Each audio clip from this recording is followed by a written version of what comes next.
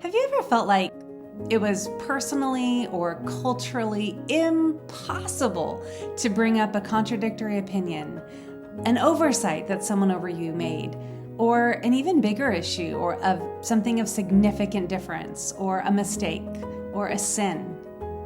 Time and again, people have told me that some of the hardest conflicts to navigate are with people who are older than them or positionally superior to them.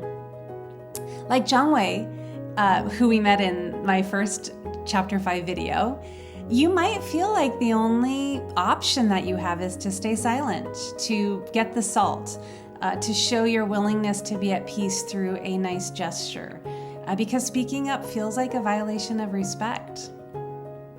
Hi, I'm Dr. Jolene Kinzer, and I'm so glad you're here. In Chapter 5 of Changing Normal, we acknowledge a hard truth. Not every power dynamic is equal. In many cultures, especially those influenced by a high respect for hierarchy, the person in that lower position is expected to defer, not to challenge. So what happens when there is a genuine misunderstanding or a sin that needs to be addressed? If you feel stuck because of a status gap, you don't have to stay there. When a one-on-one conversation feels impossible, the Bible actually gives us a model for seeking help. In Matthew 18:16, Jesus suggests bringing one or two others along if a direct conversation doesn't work. This isn't about ganging up on someone. It's about bringing in a facilitator or a companion, someone who can help bridge the gap. Why does a facilitator work? They provide a safe environment. A neutral third party can help frame your concerns in a way that respects the other person's status while still seeking the truth.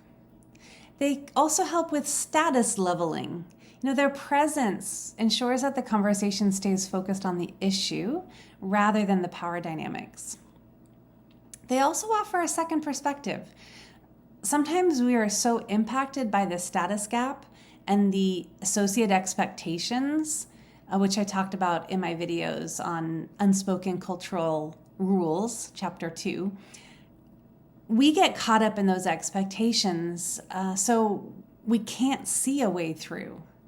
A companion can help us process how to respond to the conflict. If you are the leader or the elder in this dynamic, I want to gently and kindly challenge you. Make it easy for people to come to you. If you realize someone is bringing a companion to talk to you, don't take it as a threat to your authority. Instead, take it as a sign that they value the relationship enough to seek help to navigate the gap. Is there a status gap in your life right now? One that feels like a brick wall? I encourage you to prayerfully consider who is a wise, neutral companion who could help you facilitate a breakthrough.